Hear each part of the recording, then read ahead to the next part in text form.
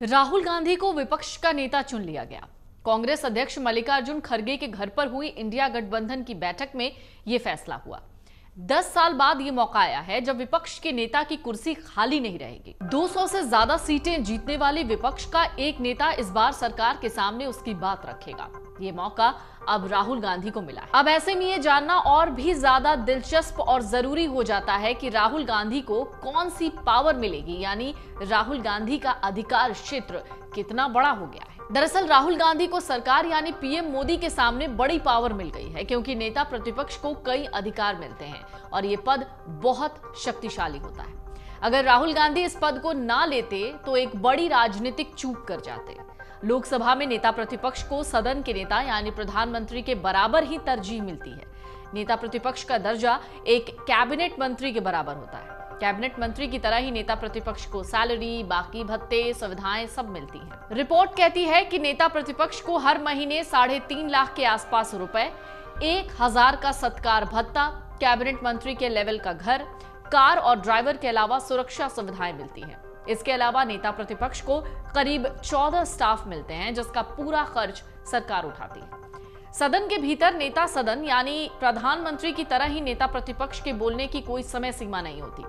इसके साथ ही अगर सदन में कई सदस्य अलग अलग बातें बोल रहे हों या हंगामा कर रहे हों तो इस दौरान नेता प्रतिपक्ष खड़े हो जाते हैं और स्पीकर बाकी सबको अनसुना कर देते हैं, नेता प्रतिपक्ष को हस्तक्षेप करने की अनुमति देते हैं।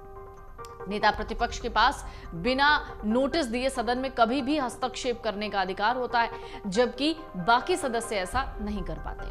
संसद में अलग अलग कक्षों के बंटवारे के समय लोकसभा सचिवालय नेता प्रतिपक्ष की राय लेता है। इसके साथ ही सदन के भीतर प्रतिपक्ष के अगली और दूसरी लाइन में कौन कौन बैठेगा, इस बारे में भी नेता प्रतिपक्ष से राय ली जाती है। नेता प्रतिपक्ष को चुनाव आयुक्तों, राष्ट्रीय मानवाधिकार आयोग, केंद्रीय सूचना आयोग, सीवीसी और सीबीआई के प्रमुखों की नियुक्ति करने वाली कमेटी में शामिल किया जाता है। आमतौर पर नेता प्रतिपक्ष को ही लोकसभा की लोक लेखा समिति का अध्यक्ष बनाया जाता है और इस समिति के पास पीएम तक को तलब करने का अधिकार होता है।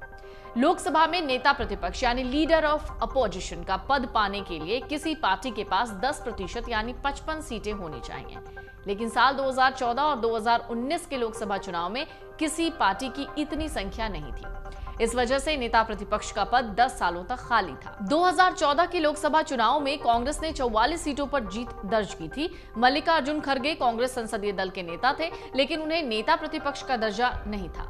वहीं 2019 के चुनाव में 52 सीट जीतने वाली कांग्रेस के संसदीय दल के नेता अधीर रंजन चौधरी थे, लेकिन उन्हें भी नेता प्रतिपक्ष नहीं बनाया गया। नेता प्रतिपक्ष के पास कैबिनेट मंत्री का दर्जा होता है। हालांकि सिर्फ यही कारण नहीं है जिसके कारण ये पद बहुत महत्वपूर्ण हो जाता है। दरअसल नेता प्रतिपक्ष विपक्ष की जिम्मेदारी निभाने के साथ ही कई संयुक्त संसदीय पैनल्स और चयन समितियों का भी हिस्सा होता है।